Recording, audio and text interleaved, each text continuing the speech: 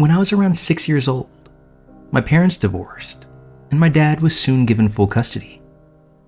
At that point, my mom was an alcoholic and had racked up a few DUIs and such. Anyway, my younger sister and I moved in with our father, and we moved to a new neighborhood. Us kids then transferred to the nearby elementary school. The school was pretty close to our new house, maybe only 5 or 6 blocks away. Close enough to walk, but my sister and I were too young to walk alone. Sometimes our dad would walk us to school in the morning and then walk back himself. And less commonly, he'd walk to pick us up in the afternoon. Although most of the time, he picked us up in his black Mazda. The way pickups worked at my school was pretty common. We went out with our class, stood by our teacher and classmates, and when a car pulled up, designated staff members would ask who the student was that they were there picking up, before going to find them with their class and escorting the kids to their car. Seeing as my mom was in jail at this time, the only person who ever picked us up was my dad. This one particular day while I was in 3rd grade and my sister was in 1st, we were outside waiting to be picked up. After being outside for only a few minutes, my little sister came running over to me and said someone who wasn't our dad was in a car to pick us up. The man had located my sister first and said both of our names. She said that he'd smiled at her and told her our dad had told him to come pick us up that afternoon. But she said she wanted to find me first before she got into the car, since she didn't recognize him as one of our dad's friends. Thank God she did that. Our dad had always told us not to talk to strangers, so I grabbed my teacher and told her what happened. She got a supremely alarmed look on her face and told us to stay where we were, while she told another teacher, or something to that effect. Our dad arrived to pick us up a few minutes later, and we ultimately got home safely. We told him about what had happened, and we all had a long talk about safety protocol. He asked my sister to describe the man and the car, and that's when he called the police and gave them the best description he could, although my sister was very young and wasn't very focused on important details like that. A few weeks later, it happened again. But this time, the man pulled up and he said my name. Now, my dad had given the school the same info that he'd given to the police. But presumably, whoever this man was, he had multiple vehicles, because my sister said that he'd been in a red car, and this one was black, similar to my father's. I saw the black car and instinctively ran up to it, but luckily, I caught a glimpse of the face sitting behind the steering wheel before I opened the door and hopped right in. He was middle-aged, extremely pale, with a really angular face. We made eye contact, and his mouth was smiling, but the smile didn't quite make it to his eyes. They looked really wrong to me, squinty and almost angry. I quickly turned back to the carpool assistant who delivered me to the car in an effort to alert her. But by the time that I did this, that man was already pulling away from the curb. And just like my little sister, I couldn't give many more details. My dad contacted the police again, but without any license plate information, they weren't able to do much. The last time I saw this man wasn't until months later, near the end of the school year. I was walking home with a big group of kids that lived in my neighborhood, and he drove by us before slowing the car down and attempting to talk to us. I recognized his face immediately and alerted the other kids around me to run. Luckily, we were only about 3 houses down from where one of my friends lived, concerning her parents significantly as we explained the situation. I never saw him again after that. My dad started dating my now stepmom, and we moved to her neighborhood and switched schools shortly thereafter. I still think about this man occasionally though. His face was actually in a dream of mine a few nights back, which gave me the inspiration to share my experience. I'm in my 20s now, full-grown adult, and to this day, I don't know how he knew our names, how he knew anything about us really. It's pretty terrifying to think about what would have happened to my tiny little sister if she'd gotten in that car with that man instead of coming to find me. It's equally as terrifying thinking about what might have happened to me if I had done the same. I don't have kids of my own yet. I don't know if pickup protocol is the same at elementary schools now as it was then. But I encourage all parents out there to have a code word or some system with their child so they know not to just climb into a car with some strange adult claiming to be friends with their parents.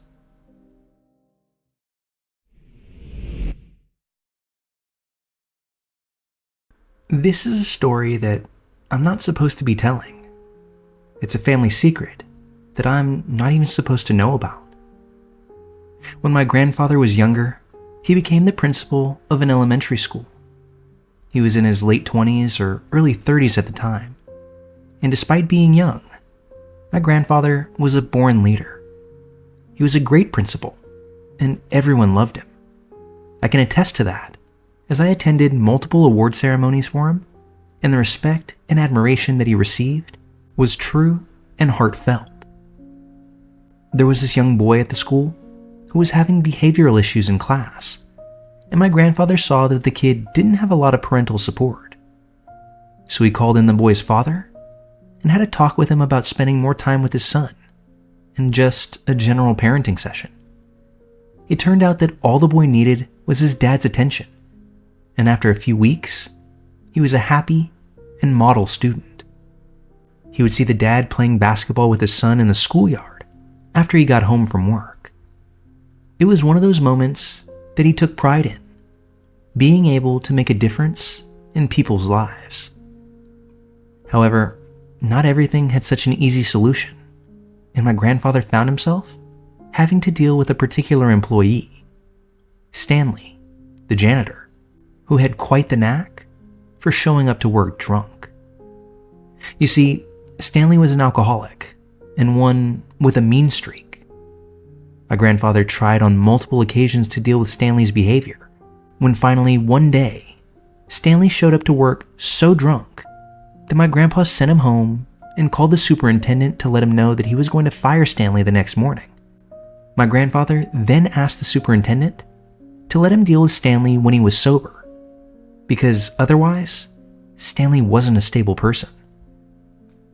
As it goes in these kind of stories, the superintendent was furious and decided that he was going to call Stanley himself and fire him then and there, despite my grandfather's warning. The superintendent acted independently and didn't even think to call my grandpa to tell him about it either. So he was completely in the dark, thinking that he would be left to deal with Stanley in the morning. Upon hearing the news, Stanley was enraged and drove back to the school that evening. He searched the offices, my grandfather's included, tore the entire school apart until he finally found what he wanted. He was in a blaze of fury on his way out, and that's when he saw the father and his son still playing basketball in the yard. That's when he walked towards them, pulling something out of his trousers. It was a gun. He then proceeded to shoot the little boy, killing him instantly. And even though the father was devastated, hysterically crying out, he somehow managed to get the gun away from Stanley before shooting him. My grandfather was called back to school immediately because the police said that there were 2 dead bodies on the grounds. The little boy and Stanley were dead. What my grandfather was met with once he got back to the school was a heavy police presence, 2 white sheets from the coroner draped over the bodies of the deceased, and the gut-wrenching cries from the father, no doubt emanating from the fact that he couldn't save his son. It was clear there and then that that father would never forgive himself for that day. My grandpa was pulled aside by one of the police officers who had searched Stanley for evidence. They had found a list on him, a hit list, made up of the people that he was going to kill, along with all of the addresses of those people that he had retrieved when he searched the offices. My grandpa was number 1 on that list. So, if it weren't for that father, it's likely that I would have never been able to meet my grandfather. And just as likely that my mother and grandmother would have been killed if Stanley had been able to complete his mission. Even now, I get goosebumps whenever I hear that story, and it's just so chilling. My grandfather never uttered a single word about this after his initial recount, and my mother made me swear to never tell him that I knew about it. He carried the weight of that boy's death on him until the day that he died. My grandfather was an amazing man. He never wished harm on anyone. He only extended his hand to assist others. I know that if he could have had that day over, instead of walking to his car after leaving the building, just witnessing that father and son duo, he would have stopped on the courts and told them both with love to go home for the night. We can't go back to these moments, and we can't change the choices that we make. And it's a stark reminder that one choice, whether made by us or by others, can be the difference between life and death. Edit. I just looked up some records online after finally finding information about this case. Apparently, there was another man who Stanley killed that night. When Stanley had showed back up to school, he took the life of another janitor that evening. And during the commission of this crime, he thought that the boy and his father had seen him. So when Stanley emerged from the school building, he tried to shoot the father. But while trying to wrestle the gun away from Stanley, it went off, striking the young boy. I wanted to make sure that I clarified this, because leaving out these details, including the extra loss of life, feels as if it almost makes the crime worse. I know that Stanley took his last breath that day, but I can't help but feel as if he got off easy for what he had done.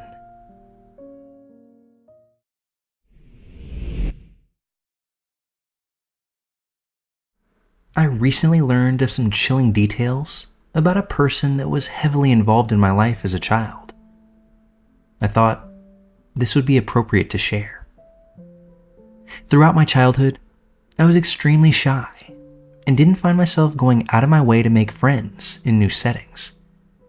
I had recently started preschool at my grandmother's church, and I remember being on the playground playing by myself when a woman introduced herself to me. Her name was Candy, and she looked like any other sweet, old woman. She almost reminded me of my own grandmother, with her abundance of white curls on her head.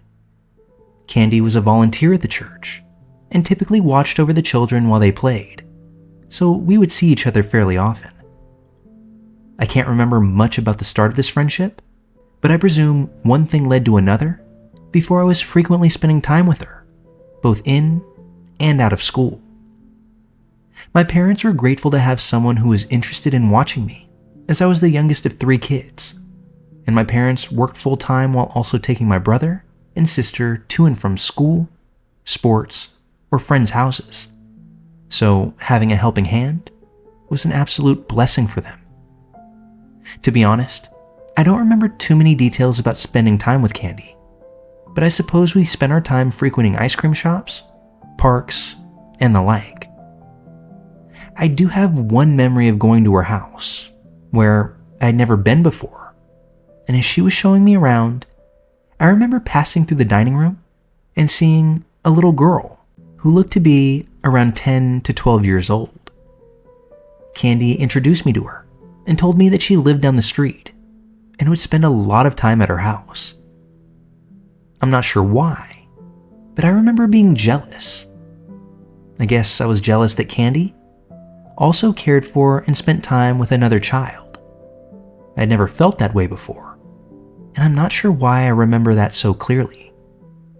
For some reason, this was the only time I ever went to her house, at least that I can remember. Fast forward a few years. I'm in 1st grade at this point. I had totally forgotten about Candy, and hadn't seen her since I graduated preschool 2 years prior. My neighbors, who I carpooled with to school, had dropped me off at my house one afternoon, and that's when I spotted a Target grocery bag hooked to our front door. I wasn't sure what it could be, or why my brother or sister didn't bring it inside when they arrived home from school an hour or so before me. Once I took it inside, I noticed writing on the bag, indicating that there was a gift inside for me from Candy. I ran up the stairs to my room, and to my surprise, there were several adorable brand new outfits inside, just for me. I immediately tried each of them on, and was so excited to show my mom when she got home from work. Once my mom was home, I eagerly showed her the outfits that Candy had left for me. Unfortunately, my mom wasn't as excited as I was. In fact, she was quite angry. She yelled at me to take them off, and that she'd be returning them to Candy immediately. I was so confused as to why she was upset with me. What did I do wrong? These were free clothes, a gift. Wouldn't it be rude to return a gift to someone? To avoid being punished, I put the clothes back in the bag and handed them to my mom. We never spoke of this again, and Candy slipped my mind again for the next several years. Well, a few years back, my sister was home visiting from college. With nothing else to do that day, we decided to go to Target to shop for useless things that we didn't need. As we were walking through the parking lot, the thought of the Target bag from Candy randomly dawned on me. I proceeded to laugh and asked my sister if she remembered, and if she knew why Mom was in such an awful mood that day that forced me to give the clothes back to Candy. My sister stopped dead in her tracks and said, "Wait, do you not remember what Candy did to us?" Taken aback, I shook my head and begged her to tell me what I didn't remember. She refused to talk about it and told me that I'd be better off asking Mom. The rest of our day together was far from normal. It was as if a giant rain cloud followed us wherever we went. I guess the weirdness of that day caused the thought of Candy to slip my mind once again, and I didn't remember to ask my mother about anything that happened until I was in college a few years later. We were saying goodbye to my grandmother after grabbing lunch one day when she mentioned to my mom that someone's funeral was that weekend. They sat in silence for a few minutes just staring at each other. When, after my grandmother left, I asked my mom who it was they were talking about, and that's when she informed me about Candy's death. The realization that I had never heard the true stories about this woman crossed my mind, and I asked my mom about what my sister refused to speak on. My mother proceeded to relay the horrible stories to me about the little old woman that tried to take me away from my family. You see, at the beginning of the friendship, Candy genuinely was a big help to my family and was someone that they trusted. However, Candy's intentions were questioned by my grandmother, who shared a few of her concerns with my father after hearing some odd stories from her friends at church. She felt as though something was off with Candy, and she didn't like that I spent so much time with her. Coming from a woman who never had a negative thing to say about anyone, my father became slightly wary of Candy, but he assumed that my grandmother was just being overly cautious. After some time of Candy watching over her and babysitting me, her demeanor began to change, and she started acting possessive of me and becoming hostile towards my parents. She would show up unannounced to our house asking for me, and if I wasn't there, she would become incredibly angry and yell at my parents about how awful they were. She would continuously tell them that they didn't deserve me, and only she was worthy of taking care of me. This happened several times before my parents told her to stop coming to the house, or they would involve the police. This inclined Candy to start calling the house and leaving messages for me, which my parents obviously wouldn't tell me about. In these voicemails, she would cry to me and try to convince me to leave with her and leave my family. She would talk about how awful my parents were and how she could give me a much better life than they could. The voicemails that were intended for me soon turned to threats directed at my parents. She threatened to call the police or child services to have me removed from the home and placed into her care. She threatened to tell the police about my parents' violence and abuse towards me and my siblings, none of which was true. Once she realized that her phone calls weren't working, she began making efforts to show up at the house again. She started by driving up and down our street, day after day. She would ask our neighbors, and then the neighbors' children, if anyone knew if I was home or where I was. She would park her car several houses down and train her eyes on our home. Eventually, our neighbors began recognizing her car and what was going on. They would then inform my parents when she came around, asking about me. After some time of doing this, she took it upon herself to come to the front door, while only my brother, who was likely 12 years old at the time, and I were at home. She started banging on the door, begging to see me. My brother opened one of the front doors, keeping our metal storm door between them shut, while simultaneously telling her that she needed to leave. Candy proceeded to plead with him to let her in, and he replied that I wasn't home, despite me napping soundly upstairs. Candy partially forced herself through the door when my brother put his hand to her face, shoving her out the door, and telling her that the police had been called. She left after that and distanced herself for a while before she encountered the final straw with my mother. One day, my mom and I were backing out of the driveway to attend a birthday party when Candy pulled in behind our car, blocking us from leaving. She came up to the window, and my mother rolled it down, ready to unload on this woman. Candy ignored her, looked right past my mom, into the back seat where I was sitting. She said to me, "Wouldn't you rather come with me and never see your mom again? I love you so much more than they ever did, and can give you everything you want if you just come with me." This pushed my mother over the brink. She never thought that she would upset or fight with an old woman, but the day had finally come when it was absolutely necessary. She screamed and yelled at her, making sure to include that Candy would regret the day that she ever came into contact with me or my family if my mom ever saw her again. Something she said must have actually scared Candy, because she drove off and didn't appear in our lives again until the Target bag incident. I'm not sure how I never knew any of this happened and never thought anything was weird about her when I was a child. But I guess my parents did a good job of shielding me from the horrors of the situation. After hearing about everything that took place, I assumed that there must have been a reason she came to be so obsessed with me. Did she not have her own family? Did she lose children or grandchildren and was looking for some way to fill the void? According to my mom, Candy had several children that were much older than me, as well as young grandchildren. Thus, I'm not sure what would have sparked her interest in me. But thankfully, we no longer have to worry about her. Part of me still wonders if I repressed any memories or conversations with her that were upsetting. Did she ever privately talk to me about how awful my parents were, or how she wanted to take me away from my family? Did I ever agree to leave with her?